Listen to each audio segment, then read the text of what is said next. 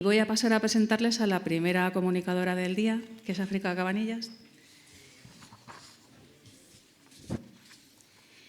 Ella es doctora en Historia del Arte, máster en Historia de las Mujeres por la UCM y actualmente ejerce como profesora tutora del Centro Asociado de la UNED de Sevilla, en la asignatura Historia del Arte en Femenino, la mujer artista en la historia, una propuesta para la educación en igualdad de género.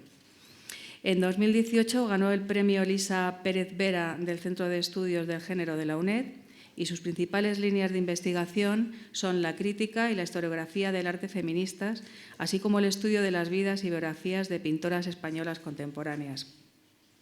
Entre sus publicaciones voy a destacar el ensayo titulado Orgullo y prejuicios y el libro cuyo tema nos trae este congreso, esto es la biografía sobre la obra y vida de Deli Tejero. África tiene otras publicaciones, todas ellas relacionadas con el arte en femenino. Baste mencionar sus textos para los libros El acceso de las mujeres a la Escuela de Bellas Artes de San Fernando entre 1873 y 1894 y Plumas y pinceles de mujeres, los orígenes de la crítica de arte feminista en España. Es colaboradora habitual de publicaciones, en particular de las revistas M-Arte y Cultura Visual, editada por MAF, por la Asociación de Mujeres en las Artes Visuales.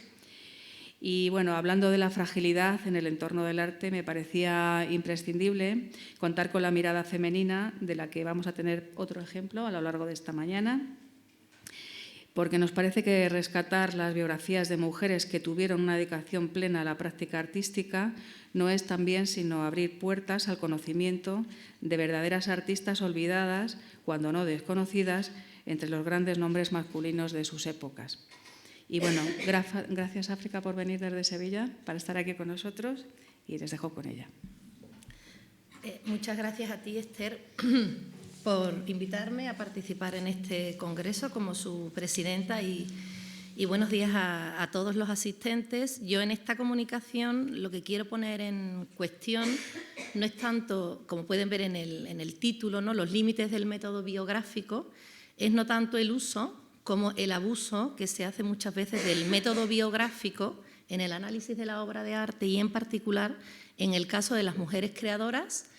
Y para ello voy a escoger el caso de la pintora Deli Tejero, bueno, por razones obvias, como tú decías, no porque he escrito su biografía y además porque creo que se presta muy bien precisamente a este análisis.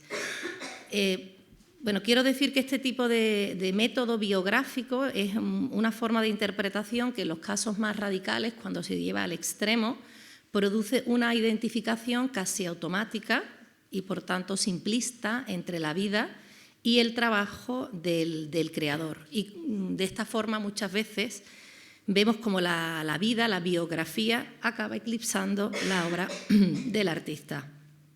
Este método biográfico está muy relacionado con la categoría de genio, ¿no?, que procede del Renacimiento, alcanza su auge en el Romanticismo y sobre todo con un aspecto, ¿no?, que es el de el artista como bueno, ese personaje solitario, incomprendido, muchas veces rayano en la locura, que es cierto que hoy en día, bueno, hace ya décadas, ha sido muy cuestionado por la historiografía del arte y en particular por la feminista, porque bueno, deja fuera a las creadoras. No voy a entrar en eso, pero es una cuestión que ha sido muy estudiada.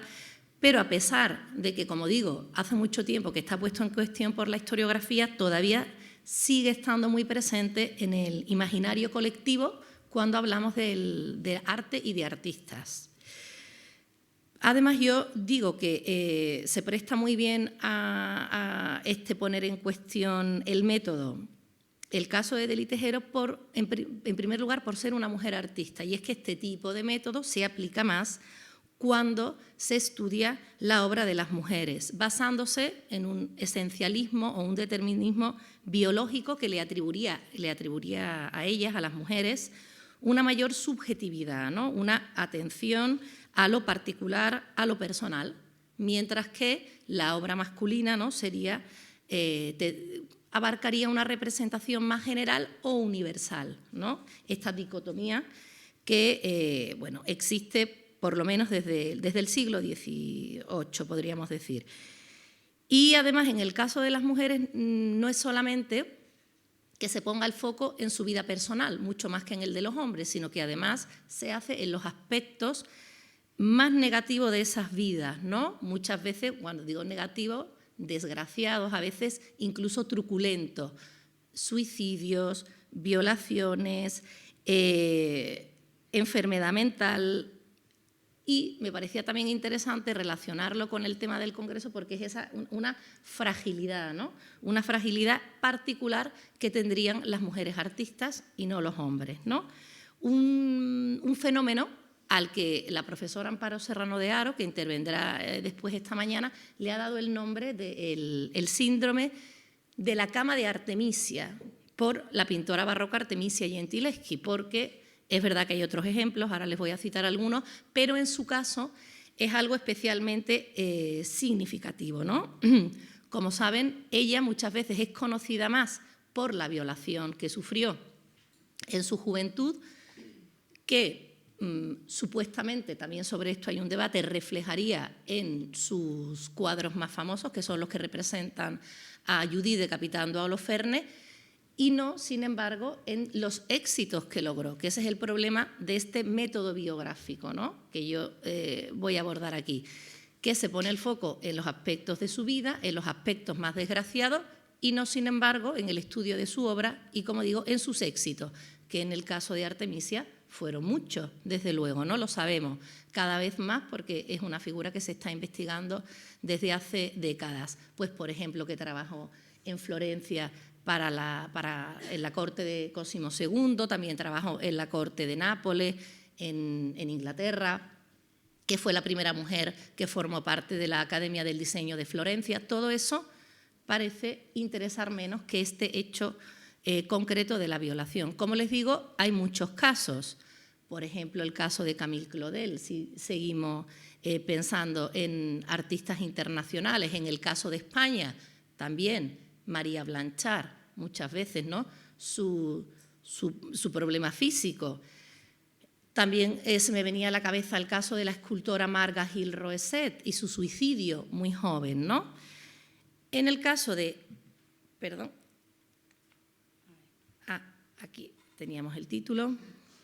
Bueno, voy a hacer una pequeña introducción también a la vida y la obra de Dely Tejero, por si no la conocen. Ella nace en Toro, en Zamora, en 1904, muere en Madrid en 1968 y he escogido este ejemplo precisamente porque no refleja, en su caso, yo voy a tratar de mostrar en este poquito tiempo que tengo, que su obra no refleja su vida personal de una manera, desde luego, automática. Evidentemente hay una relación, pero no se puede hacer esa interpretación biográfica que es tan habitual. En su caso vamos a ver que ciertos sufrimientos que ella va a padecer a lo largo de su vida, por circunstancias personales, pero también por el contexto histórico que le tocó vivir, no se reflejan en su obra y desde luego no en la obra que ella mostró, en su obra pública. Es lo que me interesa destacar. Sin embargo, es cierto que muchas veces se hace una interpretación sesgada de su obra, de la obra de esta artista, de Dely, precisamente poniendo el acento en una cierta excentricidad que la habría caracterizado a lo largo de su vida o incluso a veces en sus problemas mentales a los que me referiré, en detrimento de su producción artística que tuvo una extraordinaria importancia, porque ella va a desarrollar una carrera profesional en el arte muy larga, desde finales de los años 20 hasta finales de la década de los 60, cuando ella muere. Tuvo un gran reconocimiento tanto antes como después de la guerra y fue una figura, por ejemplo, pues que formó parte de... Bueno, ella se forma en la Escuela de Bellas Artes de San Fernando. Es ella, la señalo aquí, es decir, en el centro de educación artística más importante que había en la época, junto a otras mujeres como Remedios Varo, Maruja Mayo, que fueron de hecho sus amigas.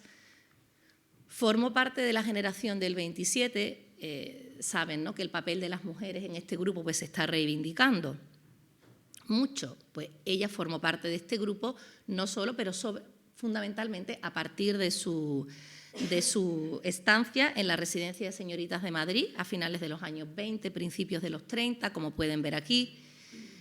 Y lo que más me interesa destacar de ella es que fue una figura fundamental en la renovación artística durante toda su carrera, no solamente antes de la guerra, también después, y que se dedicó a muy distintas facetas del arte y muy distintos estilos, ¿no? O sea, que es una carrera verdaderamente muy, muy destacada y que en su época tuvo un gran reconocimiento.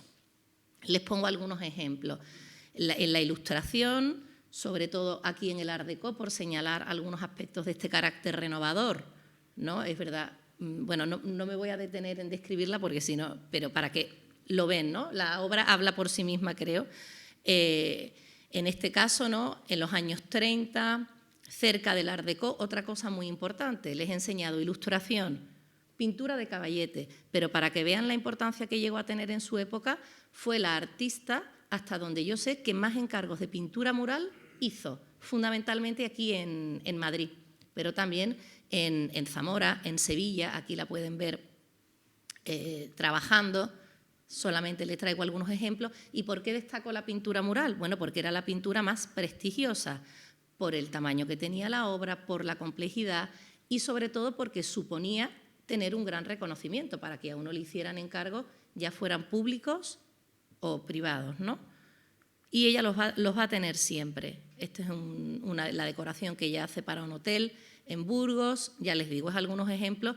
Aquí en Madrid, desgraciadamente, se han perdido muchas de las obras que hizo aquí, sobre todo en los años 40, pero, por ejemplo, en el plantío pues, se conserva esta pintura del altar, de la Virgen del Carmen. Un detalle, esto en Sevilla, una de sus últimas obras, que es aquí lo ven mejor en la siguiente imagen, es un friso que recorre la parte superior del muro, del vestíbulo de la fábrica de tabaco de Altadis. Como les digo, para mostrarles este gran reconocimiento. Y esta es su última obra, que también se conserva en el Colegio de los Padres Mercedarios, también aquí en Madrid, en la ciudad de Los Ángeles. Y sí, algún ejemplo más, me voy a detener. Ven, esto ya es después de la guerra, una obra, como les decía, muy variada. No solamente esa figuración déco, influencia del surrealismo, a la que me referiré ahora, sino también la abstracción. Y además la abstracción geométrica y una abstracción también matérica. Os digo, una figura interesantísima. Y voy a aludir ahora, ¿no?, a por qué digo yo que muchas veces de su obra se hace una interpretación sesgada. Y, bueno, por qué he dicho antes que es una mujer que, bueno, vive unas circunstancias difíciles, ¿no? Conocemos de su sufrimiento. ¿Por qué? Bueno, sobre todo a través de dos vías.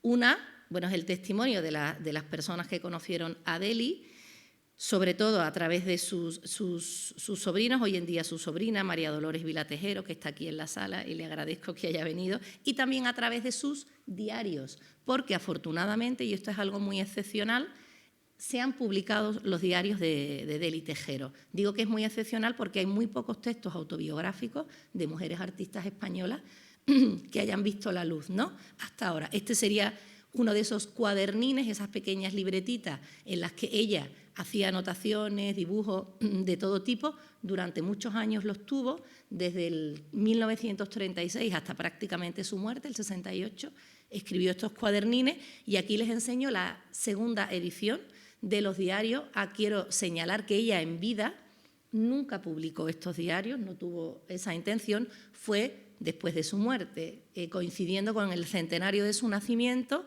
en 2004 se publicó por primera vez. Y es un texto muy interesante, como les digo, tiene un carácter excepcional, pero quiero señalar que en él, pese a que Deli fue una pintora profesional y esto es algo que es muy evidente en toda su vida, en su obra, no habla de su arte mucho en estos cuadernines, sino que es una especie de desahogo. Ella habla sobre todo de sus emociones y en particular de sus sufrimientos. Y de hecho se ha hablado de estos cuadernines como un texto de la necesidad, ¿no? Y además les voy a leer simplemente una frase que ella incluye en estos cuadernines que hace referencia a eso, a que es una especie de paño de lágrimas. Dice ella en un momento dado: si siempre escribo mis pequeñas penas, ¿por qué no decir mis pequeños placeres? O sea, que ella misma no está reconociendo que está dando una visión, digamos, parcial en esos cuadernines de lo que era ella misma y sus emociones. Además, quería señalar, como decía antes, que se ha especulado mucho sobre la salud mental de Dely Tejero. Y voy a pasar primero aquí. Bueno, una cosa que, claro, evidentemente es determinante en la vida de cualquier persona. Ella va a perder a su madre de niña, con 6 años, aquí la vemos, con su padre y con sus hermanas, y ella cuenta en esos cuadernines cómo sentimientos como la soledad, la incomprensión, la tristeza, la acompañaron desde entonces a lo largo de toda su vida. Y además se van a ir exacerbando en la vida adulta. Un miedo a la enfermedad, a la vejez, a la muerte, que incluso, ya digo, al final de su vida, bueno, nos permite hablar incluso de un trauma. Fíjense hasta tal punto que ella, que les voy a mostrar luego brevemente, que se va a hacer muchos autorretratos, conservamos más de una docena de autorretratos, al final de su vida deja de hacerlo. Es verdad que hay uno que hace en dibujo, pero en el que ella bueno, no va a representar las señales del paso del tiempo. No le gustaba que la fotografiaran. Incluso no renovó el pasaporte, para no decir su edad. No participó en ciertas exposiciones o en trabajos, digamos, de historia del arte, de tipo colectivo, por no decir la edad. Era verdaderamente, para ella, se convirtió en un auténtico sufrimiento. Y también eso se va a reflejar en un exagerado escrúpulo, no solo con los cuerpos, sino también con los alimentos, con los objetos cotidianos y relacionado con acciones muy habituales, desde tocar el dinero, agarrarse a la barra de un autobús, y le va a llevar a lavarse constantemente las manos. También ella lo dice, lo cuenta en el diario: casi todo el día lavándome, mis manos son anfibias porque están alguna vez fuera del agua. Y quizá otro aspecto que es interesante destacar de su personalidad es la dualidad, que por eso he elegido yo ese título también para la ponencia, aunque quiero decir que en ese sentido no fue una dualidad patológica, es decir, ella siempre va a distinguir perfectamente entre esas dos Delys a las que se va a referir, o mejor que dos Delys, una Adela y una Dely, porque su nombre real era Adela Tejero. Ella empieza a firmar como Dely a finales de la década de los 20. Bueno, pues ella habla de esas dos Dely, Adela y Dely. Y de hecho hace una crudísima descripción de Adela, ¿no?, que sería pues la conservadora, la tradicional, ¿no? Y dice cosas como repugnante, mísera, resignada, odiosa, toda una retahíla de adjetivos negativos frente a la cual estaría Dely, la artista, ¿no? Y entonces dice ella: revolucionaria, desequilibrada, intuitiva, espiritual, grande, sublime. Siempre está en ese cuadernín comparando a esas dos Delys. En la vejez, todos estos sufrimientos a los que me estoy refiriendo la van a sobrepasar y van a llegar a ser patológicos hasta tal punto que en el año 65 se le va a diagnosticar, entonces se decía una neurosis, hoy diríamos, bueno, un trastorno neurótico, que es verdad que en ciertos aspectos, digamos, podemos decir, la incapacitó para su vida cotidiana, pero no para trabajar, que es algo que estuvo haciendo hasta su muerte en el año 68. Pero aquí quiero destacar, bueno, yo he hablado de sus circunstancias personales, la muerte de la madre fundamentalmente, pero después, evidentemente, muchas veces se olvida, cuando hablamos de salud mental ahora, ¿no?, bueno, las dificilísimas circunstancias que le toca a veces vivir, ¿no? Y en el caso de Dely son muy evidentes, y de mujeres y hombres de esa generación. Porque, claro, ella va a vivir la Guerra Civil Española, va a huir de España durante varios años, vivirá en Italia, fundamentalmente en Capri, pero fíjense, claro, allí se va a encontrar con el fascismo. De allí marchará a Francia y desde Francia volverá a España una vez que la guerra civil ha acabado, pero es que, claro, con los nazis prácticamente entrando en París, ¿no? Luego, como les digo, ella no opta por el exilio, se queda en España, pero también viviendo unas circunstancias dificilísimas, porque ella, aunque no se significó nunca políticamente, no fue del régimen, desde luego. Y imagínense, una mujer con la involución que supuso el régimen franquista si lo comparamos con los años 20 y sobre todo con la República, ¿no? Además, una mujer que era artista, lo que la hacía más sospechosa para el régimen. Una mujer soltera, que nunca se casó. Y además vinculada a la renovación artística. O sea que se salía por completo del modelo de mujer, podemos decir, del nacionalcatolicismo, ¿no? O sea que podemos entender cómo ella, a pesar de que consiguió trabajar y tener reconocimiento como artista, también en los años del franquismo tuvo una lucha tremenda, ¿no? Por eso, poder trabajar, seguir dedicada al arte, pero intentando mantener una cierta independencia, claro, lo que era posible dentro del régimen.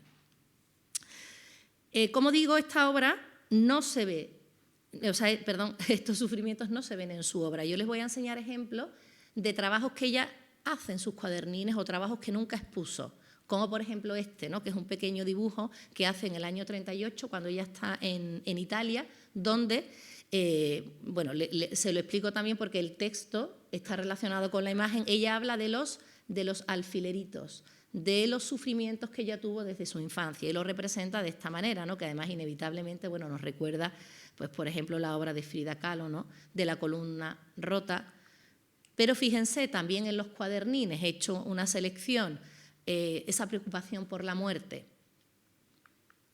O aquí por el tiempo, ¿no? Este reloj enloquecido, ese miedo que tenía ella al paso del tiempo.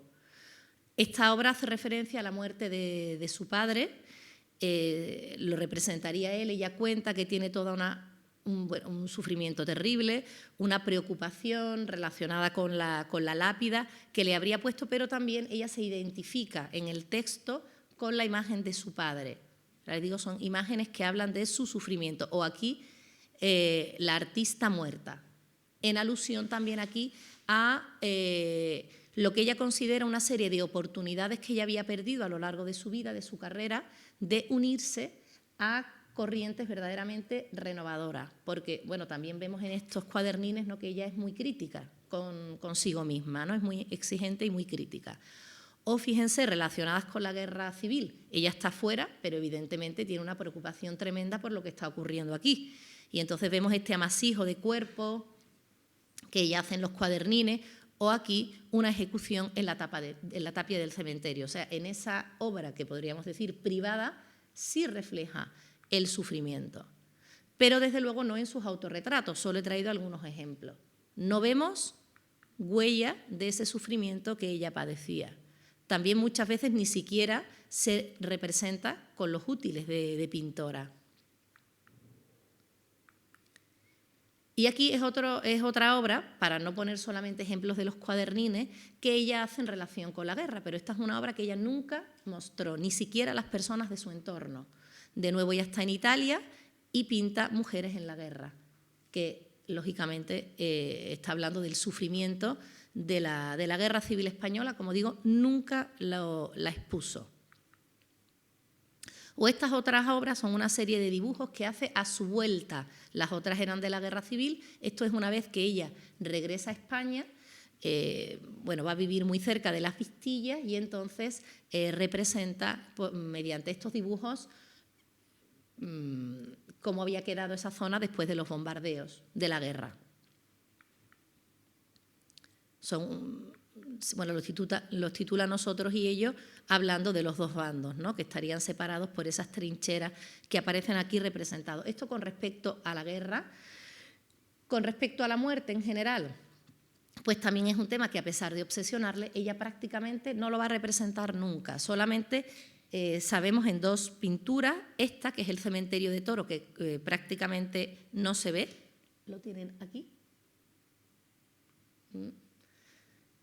O otra obra, que no he encontrado, no he traído la imagen, pero bueno, hay otra obra en la que aparece el cementerio de Toro con dos ancianos, pero como digo, prácticamente no hay ninguna alusión en su obra. Este es un dibujo que ella hace a su padre enfermo realmente ya cuando ha muerto en 1943. O esta, por ejemplo, es una obra que hace a la muerte de uno de sus sobrinos, de Miguel Ángel. Sin embargo, como digo, insisto una vez más, ese sufrimiento no se refleja en su obra, que generalmente la podemos describir como una obra muy luminosa, una obra en general, vamos a decir, alegre. Y les traigo algún ejemplo, el de las brujas, que son esas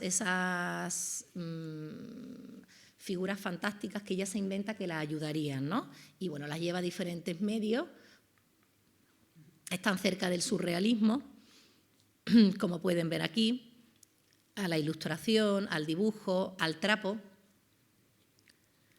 O, por ejemplo, en este otro caso, ya digo, son de nuevo ejemplos, estos son paisajes que ella hace en Capri, en los años de la guerra, muchas maternidades a partir de los años 40, este ejemplo es de los 50. Aquí esta obra Musia, que sería un autorretrato, aunque no en un sentido estricto. Estas composiciones abstractas ven tanto la temática como el colorido incluso que ella utiliza, en absoluto reflejan esas emociones a las que ella se refiere, o en el retrato de uno de sus sobrinos, de Javier, y menos aún, bueno, en estas obras abstractas. Los paisajes, ya digo. Y otro tema, no sé si me queda, ¿no? Ya estoy...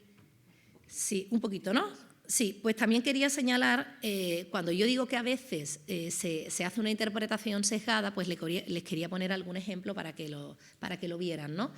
Porque también una cuestión interesante en el caso de Delhi, que ha llevado a este tipo de análisis de su obra, es que ella va a destruir una parte de su producción, que es la que hace en París, obra surrealista, y otra parte que va a destruir son los desnudos, que ella va a hacer a lo largo de parte de su carrera. Me van a disculpar, como no voy mal de tiempo, voy a volver un momentito atrás, también porque quería que leyeran simplemente un texto sacado de los cuadernines en el que ella precisamente habla de que no quiere representar el sufrimiento, ¿no? Que eso considera que no se debe hacer en la obra de arte. Y este texto, yo solo les voy a leer lo que he subrayado, lo dice en relación a los surrealistas, porque ella cuando está en París va, en cierta manera, a formar parte del círculo surrealista, gracias a su amistad con Remedios Varo, va a conocer a Esteban Francés, a Óscar Domínguez, incluso llega a exponer con la plana mayor de este movimiento. Sin embargo, a la vez se distancia, como dice en este texto, ¿no? Y entonces dice, ¿por qué contar a la gente lo íntimo, que es casi siempre lo grosero? El arte debe ser discreto, no indiscreto. Pero aquí en París, ¿cuánta indiscreción? A mí que me importan sus sueños, sus decadencias. El arte es tanto más grande cuanto más impersonal. Como ven, estas ideas no tienen nada que ver con el movimiento surrealista, ¿no? Que defendería lo contrario. Y me parece que era interesante un poco como si dijéramos una declaración de principios de por qué ella no reflejaría en su obra su vida personal. O por lo menos no, insisto, no de una forma directa o automática, como muchas veces se puede decir. Lo que les decía de la obra destruida y por qué a veces se hace hincapié en ese aspecto, ¿no? Buscando un poco pues eso, el sensacionalismo, incluso el morbo o esta idea del artista o la artista maldita. Pues me detengo en esta obra que les enseñaba antes, discúlpenme, porque haciendo alusión a un ejemplo concreto, que es, no sé si la tengo atrás, así atrás, perdón, que es que le estoy dando al revés, perdón, que es la obra que se mostró en la exposición Las sin sombrero que se celebró aquí, en el Centro Cultural de la Villa. En esta exposición de Las sin sombrero, sabrán que estuvo dedicada a las creadoras del 27. En el caso de Deli se incluyeron 2 obras, un retrato de su sobrina y este cuadro de las Bañistas del Duero. Claro, la comisaria podía haber elegido otras muchas obras, quiero decir que tenía a su disposición otras obras, que no es que no las hubiera. Sin embargo, elige esta, que como ven ya llama la atención porque es una obra que está rayada. La figura que están viendo, que estaría apoyada en el árbol, es una jovencita que se está desnudando, ¿no? Como si fueran a bañarse en el río Duero.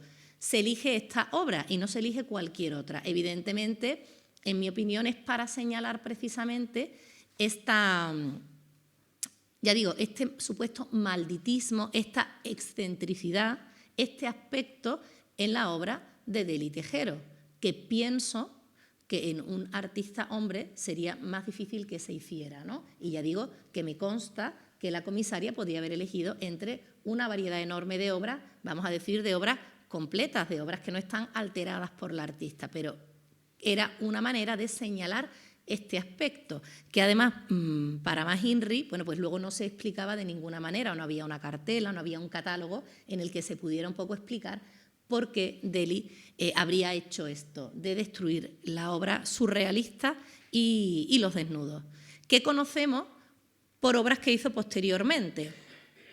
Sabemos que hizo desnudos, aquí la están viendo en París, pueden apreciar aquí un desnudo, o sea que sabemos que los hizo, y también, bueno, aparte de que era un tema muy habitual, ¿no?